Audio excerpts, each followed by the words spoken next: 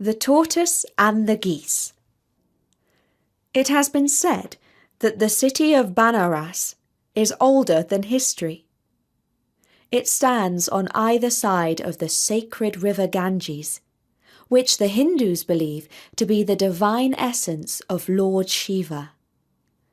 Its holy streets are crowded with pilgrims, and wherever you look, there is a temple or a shrine. Many centuries ago, there was once a king of Banaras who loved nothing better than the sound of his own voice. He had lived a long time, seen many things, read many books, and met many fascinating people. But his thoughts rambled, and his speech was never brief. If one of his generals asked him about some military matter, he would begin, "What would the great Alexander do? When I met the Invincible One 35 years ago, he told me that an army marches on its stomach," and then would launch into an anecdote of little consequence. By the time he had finished telling the story, he had forgotten what the question was in the first place. Or, when the cook consulted him, he would tell tales about the great banquets of his youth. Or, when a poor man came to beg for justice in dispute over a field, he would talk about the wisdom of the great lawmaker Solon.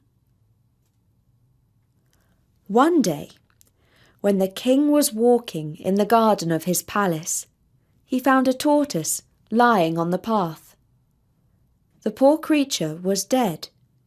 Its shell was smashed into several pieces.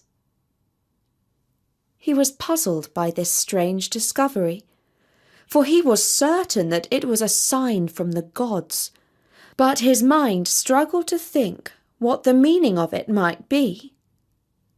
At last, he called the oldest and wisest holy man in the city of Banaras and asked him to interpret.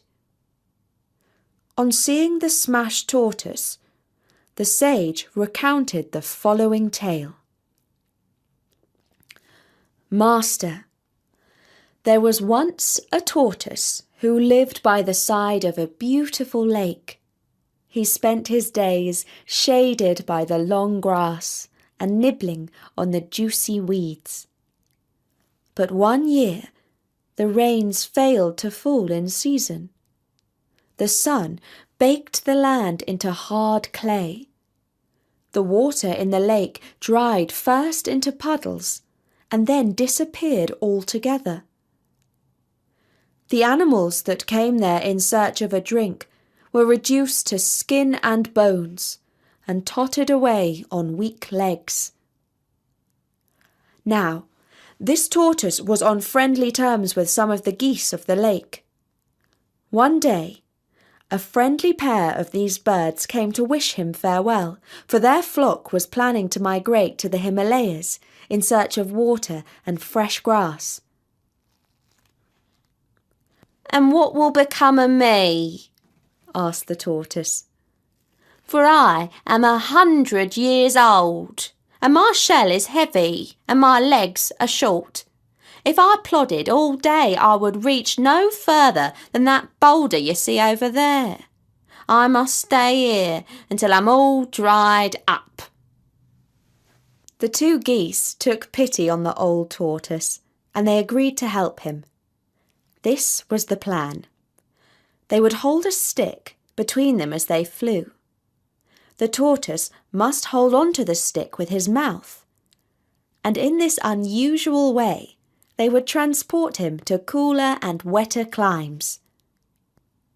And so that was how the tortoise found himself flying through the skies. It was a most unusual feeling, and he felt quite airsick. The other geese in the flock thought that the sight was hilarious. "Hey, look," said one. "I've seen everything now. A tortoise has grown wings." "No, he hasn't," said another. He's chewing on a stick because he's hungry. I'm sure he would fly better if he left his heavy shell behind, remarked a third. And so the comments continued, because the geese had nothing better to talk about than the tortoise and his unusual mode of transport. Eventually, the tortoise could stand it no more. See here, he said. Do you think I'm enjoying this? And that, of course, was when he opened his mouth, let go of the stick, and started to fall. And he fell, and he fell, and fell, until he hit the ground, my lord, here, in the garden of your palace. That was the end of his tale. In reply, the king began to talk at length about the hibernation of tortoises. The sage listened patiently, understanding that the king had not yet understood the message of his story. When the opportunity arose to speak politely to the sovereign without interrupting him, he walked once again around the body of the tortoise and said these lines. And now, O mighty master, mark it well. See thou speak wisely, see thou speak in season. To death the tortoise fell. He talked too much, that was the reason. And at last the king did understand that the gods had sent him a sign. From then on, he was careful to make sure that he used his words concisely and to the point. And that was the story of the tortoise and the geese.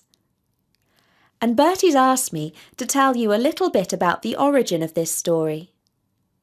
Animal fables are some of the oldest stories in the world and have long been used as a way to teach morals and wisdom.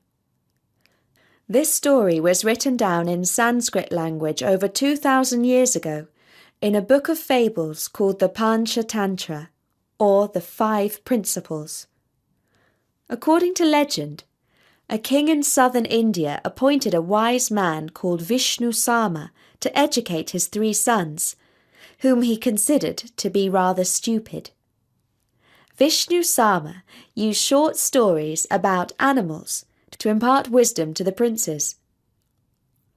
A few of his tales are very similar to those written by the Greek storyteller Aesop around 300 years earlier.